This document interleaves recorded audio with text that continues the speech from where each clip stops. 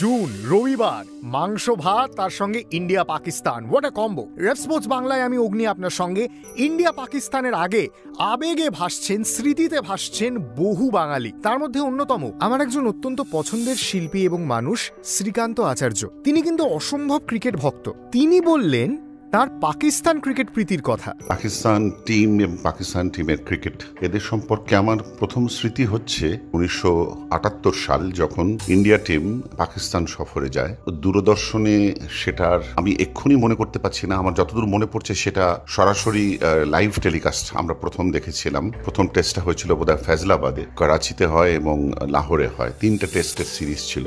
এটা আমার বিশেষ করে মনে আছে এই জন্য যে এই সিরিজে কপিল দেবের ডেবিউ হয়েছিল। এটা ডেবিউ সিরিজ ছিল কপিল দেবের। ভারতীয় টিমকে দুর্মুষ করে পাকিস্তান জিতেছিল। কাঁড়ি কাঁড়ি রান করেছিলেন জাহির আব্বাস এবং জাভেদ মিয়ান্দাদ। যে সমস্ত খেলোয়াড়দের নাম তার আগে আমরা ছোটবেলা থেকে শুনে আসছি, যাদের নাম বা শুনে আসছিলাম, টেলিভিশনের পর্দায় চোখ রেখে তাদের প্রথম খেলতে দেখলাম। যেমন ইমরান খান, যেমন সরফরাজ নওয়াজ, যেমন আসিফ ইকবাল, জাহির আব্বাস, সাদিক মোহাম্মদ, মুশতাক মোহাম্মদ, ওয়াসিম রাজা আমার খুব প্রিয় খেলোয়াড় ছিলেন। যতদূর মনে পড়ছে 1980 সালে বোধহয় পাকিস্তান টিম ভারত সফরে এলো এবং কলকাতাতেও একটি টেস্ট হয়েছিল, যেটি অমীমাংসিতভাবে শেষ হয়েছিল। স্মৃতিতে যেটা রয়েছে সেটা হচ্ছে ইমরান খানের দুর্ধর্ষ বোলিং। এবং এই কলকাতা টেস্টে প্রথম যাকে চোখে দেখলাম, আমি যদি খুব ভুল না করে থাকি, যার কথা খুব শুনতাম, সেই মাজিদ খান একজন রাজকীয় খেলোয়াড় ছিলেন। লাঞ্চের পর আসিফ ইকবাল এবং জাভেদ মিয়ান্দাদ খুব সম্ভবত হঠাৎ তারা শর্ট সিঙ্গলস নিয়ে খেলাটাকে জমিয়ে দিয়েছিলেন। আমরা অসম্ভব উৎকণ্ঠার মধ্যে পড়ে গেছিলাম যে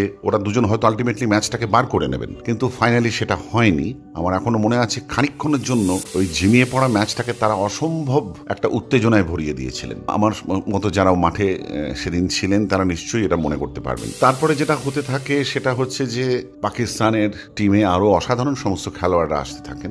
মাঠে গিয়ে তাদের খেলা পরে আমার আর দেখার সুযোগ হয়নি। আমি টেলিভিশনের পর্দাতেই চোখ রাখতাম এবং খুব নিয়মিত একটা সময় ক্রিকেট দেখতাম, এখনো দেখি, যদি সেটা টেস্ট খেলা হয় এবং 50 ওভারের ম্যাচ হয়। সেটা দেখতে দেখতে কয়েকজন খেলোয়াড়ের খেলা আমার ভীষণ ভালো লাগতো, যাদের সম্ভব ভক্ত হয়ে গেছিলাম এবং যার কথা আমি প্রথমেই বলবো। পেস বোলিংটাকে একটা শিল্পের পর্যায়ে তুলে নিয়ে গেছে এরকম বোলার পৃথিবীতে খুব বেশি নেই। তাদের মধ্যে অবশ্যই অন্যতম হচ্ছেন ওয়াসিম আকরাম। এরকম বোলার শতকে, মানে সেঞ্চুরিতে হয়তো একটা আসে। ওয়াসিম আকরামের পাশাপাশি আরেকজন অসামান্য বোলার ছিলেন আব্দুল কাদির। একটা অদ্ভুত বোলিং অ্যাকশন ছিল এবং তিনি নানা রকম ডেলিভারি যেভাবে মিক্স করতেন, আব্দুল কাদির অসাধারণ একজন বোলার ছিলেন। পাকিস্তান ক্রিকেটারদের প্রতি আমার ভালো লাগার কথা যদি আমি বলতে যাই, তাহলে সকলের ওপরে হয়তো আমি ওয়াসিম আকরামকেই রাখবো। এটুকু বলে শেষ করব যে ক্রিকেটের ইতিহাসও যতটুকু পড়েছি, 70-এর দশকের মাঝামাঝি থেকে আমি বলবো যে পাকিস্তান টিম আন্তর্জাতিক ক্রিকেটে একটা খুব ভালো জায়গা করে নেয় এবং আন্তর্জাতিক ক্রিকেটের মঞ্চে প্রতিদ্বন্দ্বিতাও অনেক বেড়ে যায় এবং দারুণ দারুণ খেলোয়াড় আসে, তাতে খেলাটাও একটা বিরাট